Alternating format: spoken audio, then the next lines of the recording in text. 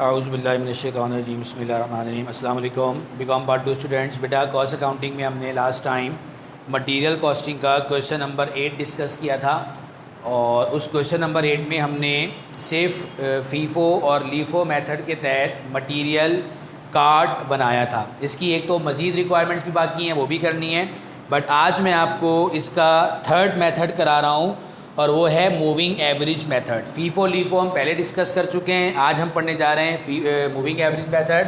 तो ये question number 8 ही हम कंटिन्यू कर रहे हैं। मेसर्स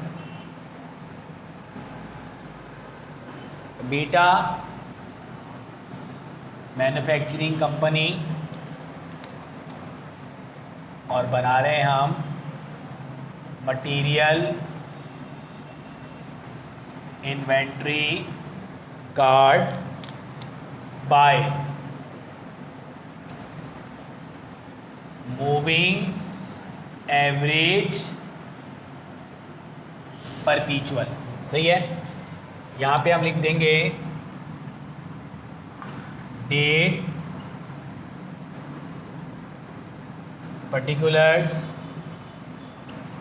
रिसीव्ड यानी परचेज्ड, इशूड यानी कॉस्ट ऑफ मटेरियल यूज्ड और बैलेंस यानी गोडाउन। सही है। और यहाँ पर आ जाएगा units, rate, amount, units, rate, amount, units, rate, amount. Clear है। तो आइए बिस्मिल्लाह करते हैं। बेटा आप देखिए, फीफो और लीफो में तो मैंने आपको जो इम्पोर्टेंट बात बताई थी वो ये थी कि जब हम मटेरियल इशू करते हैं जॉब पे, जब हम परचेज़ करते हैं तो परचेज़ के साथ परचेज़ के कॉलम में और फिर साथ साथ बैलेंस में भी डालते हैं। लेकिन जब यही मटेरियल हम इशूड करते हैं जॉब पे तो हम पहले एक लाइन लगा लेते हैं ताकि हमें ये पता हो कि हमारे पास इस वक्त गोडाउन की क्या पोजीशन है। तो फीफो और लीफो के अंदर हम वो लाइन बैलेंस में सिर्फ उस वक्त लगाते हैं जब हम ये इशू कर रहे होते हैं। लेकिन मूविंग एवरेज मेथड के तहत आपने हर बैलेंस के फौरी बाद लाइन लगानी है, क्योंकि इसके अंदर बैलेंस कभी भी टॉप टू बॉटम और बॉटम टू टॉप नहीं हो सकता। तो इसके अंदर आपने बिल्कुल वैसे ही जैसे कि बीकॉम पार्ट 1 के अंदर आपने इन्वेंट्री वैल्यूएशन के तहत मूविंग एवरेज मेथड पढ़ा था, बिल्कुल हूबहू ऐसे ही तरीका यहाँ पे भी इस्तेमाल होगा। तो आइए देखते हैं कि किस तरीके से करेंगे। सबसे पहले जनवरी 1 में हमारे पास बिगिनिंग बैलेंस है 1200 units at the rate of 2.2 each. तो ये आपने सबसे पहले लिख लिया जनवरी 1 बिगिनिंग बैलेंस ऑफ इन्वेंट्री। तो ये आप डायरेक्ट जाके लिखेंगे बैलेंस के कॉलम में 1200 at the rate of 2.2 each. तो सिंपली 1200 मल्टीप्लाई बाय 2.2 ईच और इसका अमाउंट आ गया 2640। अच्छा, इसके फौरी बाद आप एक मरतबा फिर लाइन लगा लेंगे, बल्कि हर बैलेंस के बाद आपने लाइन लगानी है। वजह इसकी क्या है ये मैं आपको अभी बताता हूँ। फिर आपने जनवरी की 5 तारीख को परचेज़ किए यानी रिसीव किए 1300 units at the rate of 2.5। तो ये जनवरी की 5th को, जनवरी की 5th को आपने परचेज़ किए, इसको आप रिसीव भी कह सकते हैं। तो ये लिखा आपने 1300 units at the rate of 2.50। सही है। अब आप इसको कर देंगे मल्टीप्लाई 3250। ये लिखा आपने 3250। अब सुनिए, फीफो और लीफो में तो ये होता था कि हम जो भी परचेज़ करते थे, परचेज़ करने के बाद साइमल्टेनियसली उसको बैलेंस में डालते थे। लेकिन एवरेज में ऐसा नहीं होता। एवरेज में जब आप इसको परचेज़ करते हैं और उसको बैलेंस में डालते हैं तो बैलेंस में डालने के लिए जो पहले से यूनिट्स आपके पड़े में वो और जो करंट यूनिट्स आपने परचेज़ किए हैं वो दोनों को आप पहले जमा करेंगे, यानी ये कितने बनेंगे 2500। फिर जो पहले वाले यूनिट्स का अमाउंट है 2640 और जो करंट आपने परचेज किए हैं 3250, अब आप इन दोनों को ऐड कर लेंगे तो ये कितना बन जाएगा 5890, ये लिख दिया आपने 5890। अब आप इसको इससे डिवाइड कर देंगे तो आपके पास एक नया एवरेज निकल के आ जाएगा। तो डिवाइडेड बाय 2500 तो ये बन जाएगा 2.356। आप पॉइंट के बाद एटलीस्ट 2 डिजिट लीजिएगा तो 2.35 और इसके फौरी बाद आप दोबारा लाइन लगा देंगे।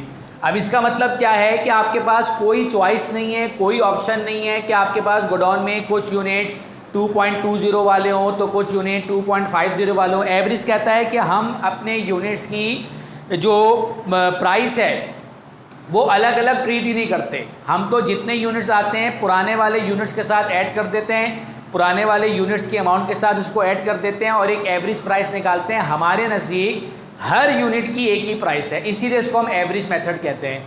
तो बेसिकली हमारे पास ये जो नया बैलेंस आया 2500, इसमें पहला वाले भी 1200 यूनिट्स हैं और नए वाले भी 1300 यूनिट्स हैं। पहले वाले का भी 2640 अमाउंट है और नए वाले का भी 3250 अमाउंट है और उसको आपने इससे डिवाइड कर दिया तो आपके पास एक नई एवरेज प्राइस निकल कर आ गई 2.35। अब जब मैं इशू करूँगा तो बेटा फीफो में तो फिर भी मेरे पास बैलेंस के अंदर 2-3 कैटेगरी होती हैं, मैं टॉप से बॉटम जाऊँ या बॉटम से टॉप जाऊँ। एवरेज में ऐसा कभी भी नहीं होता, इसलिए एवरेज के अंदर जो भी बैलेंस होगा वो एक सिंगल लाइन के अंदर होगा और आपके पास कोई ऑप्शन नहीं होगा कि आप टॉप से बॉटम आएँ या बॉटम से टॉप जाए। तो हमने यहाँ पे जनवरी की 10 को इश्यूड किए हैं 1400 यूनिट्स। तो ये लीजिए, ये आपने जनवरी की 10 लिखी। चलिए इसको मैं एक अलग मार्कर से प्रेजेंट करता हूँ, इशूड। और जाहिर है ये जो आपने 1400 इशूड किए हैं तो इसके लिए आप पहले गोडाउन में जाएंगे बैलेंस में, तो हमारे पास हैं ही टोटल ये वाले यूनिट्स। तो हमने इसी 2500 यूनिट्स में से 1400 यूनिट्स इशू कर दिए और इसकी कीमत कितनी है 2.35। अब आप इसको मल्टीप्लाई कर लीजिए, 1400 मल्टीप्लाई बाय 2.35, 3290। अब आप जब नया बैलेंस देंगे तो 2500 में से 1400 आप इशू कर चुके हैं यूनिट्स, तो आपके पास 1100 यूनिट्स बचे और रेट है 2.35 और इस 1100 को आप मल्टीप्लाई करेंगे 2.35 से तो ये आ जाएगा 235, सॉरी 1100 मल्टीप्लाई बाय 2.35 तो ये आ जाएगा 2585। और ऐसा करने के बाद आप एक मरतबा फिर लाइन लगा देंगे। इसका मतलब ये हुआ कि आपके पास जो कुछ भी यूनिट्स हैं बस वो यही हैं 1100 वाले 1100 यूनिट्स के। आपने जनवरी 15 को फिर रिसीव किए 1600 units at the rate of 2.3। तो ये आपने लिखा जनवरी की 15 और ये आपने रिसीव किए 1500 units at the rate of 2.30। तो सॉरी 1600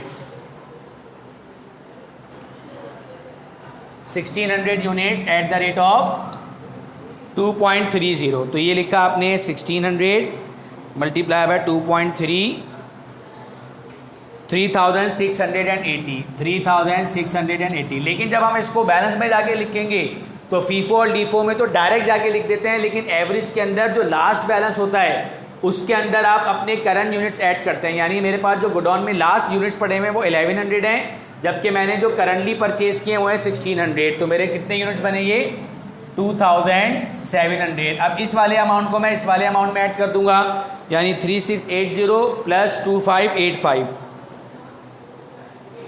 6265। ये लिखा आपने 6265। अब आप इसको इससे डिवाइड कर देंगे तो आपके पास एक नया एवरेज निकल के आ जाएगा। तो 6265 डिवाइडेड बाय 2700 तो ये बन गया 2.32। तो ये आपने लिख दिया 2.32। देखिए एवरेज मूव कर रहा है, सबसे पहला एवरेज था 2.20, फिर बना 2.35, अब बन गया 2.32। और इसके करने के फौरी बाद आप यहाँ पे दोबारा लाइन लगा देंगे कि आपने जनवरी की 21 को फिर रिसीव किए, यानी फिर परचेज किए। चलिए ये लिखा आपने रिसीव, कितने यूनिट्स हैं 1500 at the rate of 2.70, 1500 at the rate of 2.70 multiply कर लेंगे 4050 4050। अच्छा, अब जब मैं इसको बैलेंस में लिखूंगा तो डायरेक्ट नहीं लिखूंगा, बल्कि मेरे जो 2700 यूनिट्स हैं इसके अंदर मैं ये करंट 1500 यूनिट्स ऐड कर लूँगा, तो ये कितने बन जाएंगे 4200। अब ये जो अमाउंट था इसके अंदर मैं करंट अमाउंट ऐड कर लूँगा, तो 4050 प्लस 6265 ये बन गया 10315। और अब आप इसको इससे डिवाइड कर लेंगे, डिवाइडेड बाय 4200, तो ये बन गया आपका 2.45। ये आपका नया बैलेंस हो गया। अच्छा, अब आप देख सकते हैं बेटा कि एवरेज में कभी भी 2-3 लाइनों में आपका बैलेंस नहीं आता, यानी आपके पास कभी भी एवरेज में चॉइस बनेगी ही नहीं। चॉइस हमेशा आपके पास बनेगी फीफो और लीफो में, जो 2-3 लेयर के अंदर आपका बैलेंस बनता है। एवरेज में कभी भी 2-3 लेयर में बैलेंस नहीं बनता है, एवरेज में हमेशा सिंगल लाइन में आपका बैलेंस आता है। तो हमारे पास जो इस वक्त पोजीशन है वो ये है कि हमारे पास टोटल 4200 यूनिट्स हैं और इसकी पर एवरेज यूनिट प्राइस बनती है 2.45 कि आपने जनवरी की 25 को इश्यूड किए 1100 यूनिट्स, तो ये लीजिए ये आपने इशूड किए 1100। अच्छा, अब अगर ये फीफो और लीफो होता तो यकीनन मैं बैलेंस में जाके उसको टॉप टू बॉटम और बॉटम टू टॉप देखता, लेकिन चूंकि ये एवरेज है तो इसमें हमारे पास एक ही किस्म के यूनिट्स हैं और वो है 2.45 वाले, तो आपने इसमें से इशू कर दिए 1000। तो ये लीजिए, ये लिखा आपने 1000 और रेट ले लेंगे हम 2.45, तो ये बन जाएगा 2450। सही है। अब आप इसका नया बैलेंस लेंगे तो नया बैलेंस कितना आएगा 3200, 2.45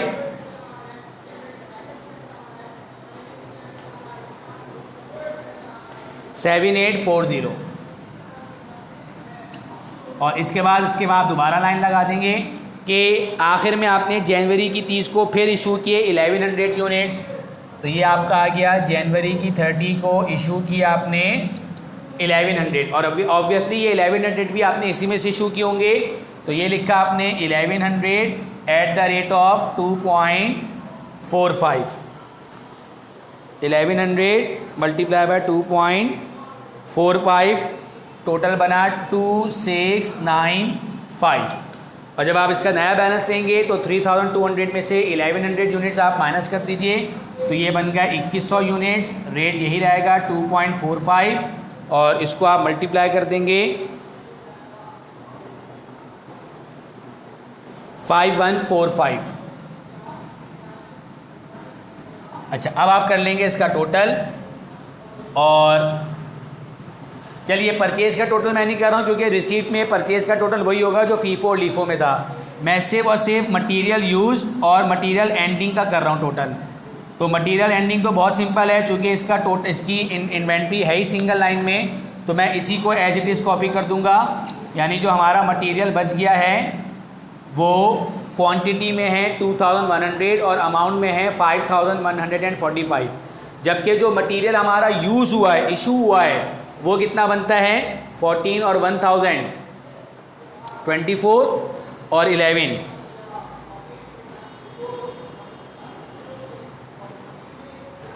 3500, तो ये 3500 यूनिट। अच्छा, यूनिट्स जो है क्वांटिटी हमेशा चाहे फीफो हो या लीफो हो क्वांटिटी सेम रहेगी, सिर्फ अमाउंट चेंज होगा।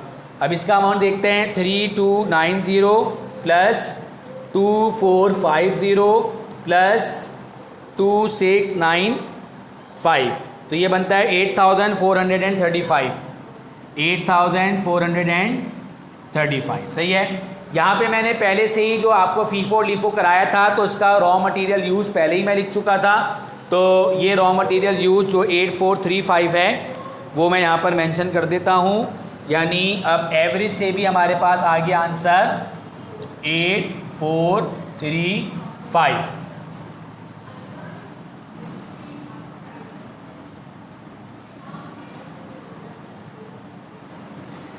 अच्छा जी, तो ये हमारा जो है वो मूविंग एवरेज तक तीनों मेथड्स मुकम्मल हो गए, FIFO LIFO and moving average. अब हम देखते हैं कि इसी क्वेश्चन में वो अगली बात क्या कर रहा है। डायरेक्ट लेबर है 7000, FOH अप्लाइड है 60% ऑफ डायरेक्ट लेबर और 3000 units of product work completed, यानी ये 3000 यूनिट्स मैन्युफैक्चर्ड हैं। and 2500 units were sold. There was no beginning inventory of work in process and finished goods. Beginning में ना इनके पास work in process की inventory थी और ना फिनिश गुड्स की इन्वेंट्री थी, जबकि 20% goods remain in process and unsold stock was ₹2012 at the end of the month. जबकि फिनिश गुड की एंडिंग इन्वेंट्री के तहत वर्क इन प्रोसेस की एंडिंग इन्वेंट्री के तहत 20% इनका वर्क स्टिल इन प्रोसेस है, जबकि फिनिश गुड की एंडिंग इन्वेंट्री के तहत ₹2012 की फिनिश गुड्स इनके पास स्टिल मौजूद हैं जो बिक नहीं सकी. अब नंबर बी रिक्वायरमेंट में उसने आपसे कहा है setup ledger account for WIP finish good and cost of good sold. इसको फिलहाल हम स्किप करते हैं और रिक्वायरमेंट नंबर सी पे जाते हैं. और रिक्वायरमेंट नंबर सी में कहते हैं prepare statement cost of goods manufactured. तो आइए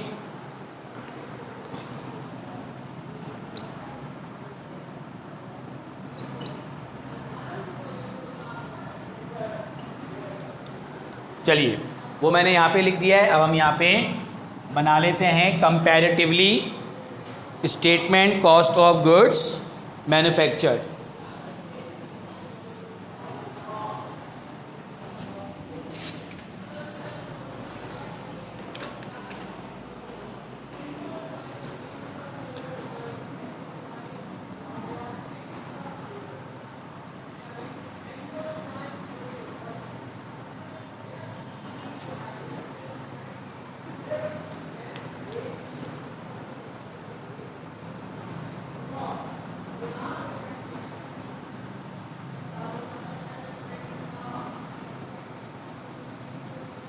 particulars FIFO LIFO and moving average. अच्छा बेटा फ़र्क कुछ भी नहीं है, चूँकि इन तीनों से मटेरियल यूज अलग अलग आया है तो जाहिर है फिर कॉस्ट ऑफ गुड्स मैन्युफैक्चर्ड भी अलग अलग मानी जाएगी. तो देखिए statement cost of goods manufactured में हमारा जो पहला आइटम होता है वो होता है डायरेक्ट मटेरियल यूज. और चूँकि परपीचुअल के तहत मेरे पास दोनों ऑप्शन होते हैं, यानी मेरे पास दोनों अमाउंट निकल के आते हैं एक साथ, डायरेक्ट मटेरियल यूज भी और डायरेक्ट लेबर की एंडिंग डायरेक्ट मटेरियल यूज भी और डायरेक्ट मटेरियल की एंडिंग इन्वेंट्री भी. तो चूंकि मेरे पास जब डायरेक्ट मटेरियल यूज मौजूद है फीफो लीफो और एवरेज से, तो मैं डायरेक्ट लिख दूंगा, यानी 8190 बाय फीफो,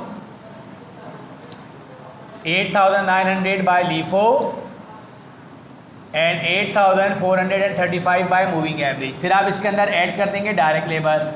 बस सिर्फ इसी चीज़ का फ़र्क है, बाकी अब आप आगे जो कुछ भी करेंगे वो सब में सेम होगा, लेकिन तीनों का अमाउंट इसलिए अलग आएगा क्योंकि तीनों का मटेरियल यूज़ अलग अलग था. तो देखिए लेबर के बारे में कहते हैं 7000 लेबर है, तो इसका मतलब है तीनों मेथड के तहत 7000 ही लेबर है. और FOH जो है वो 70% है किसकी, लेबर की. तो लेबर आपकी 60% है. तो चूँकि लेबर 7000 है तो 7000 का 60% कितना बनेगा, 4200 एंड 4200. तो ये आ गई आपकी मैन्युफैक्चरिंग कॉस्ट.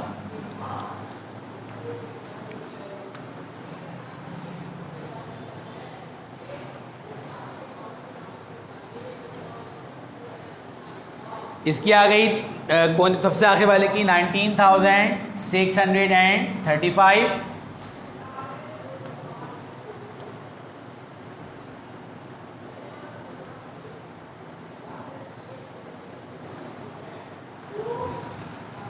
$20,100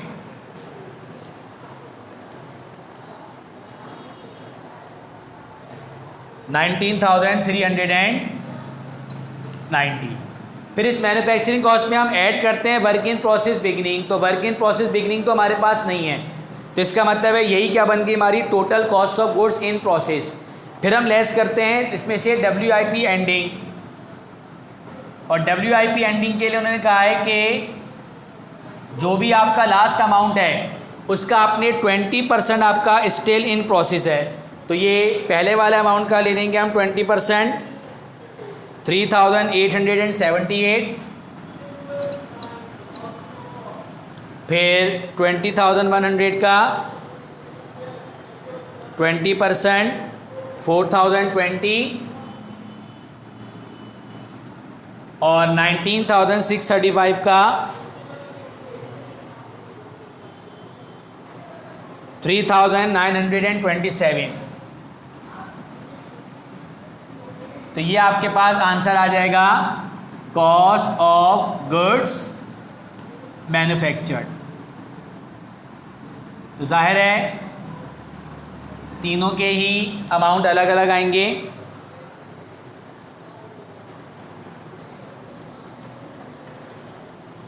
$15,708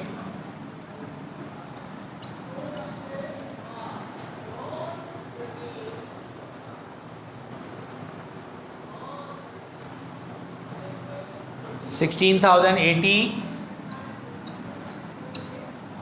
और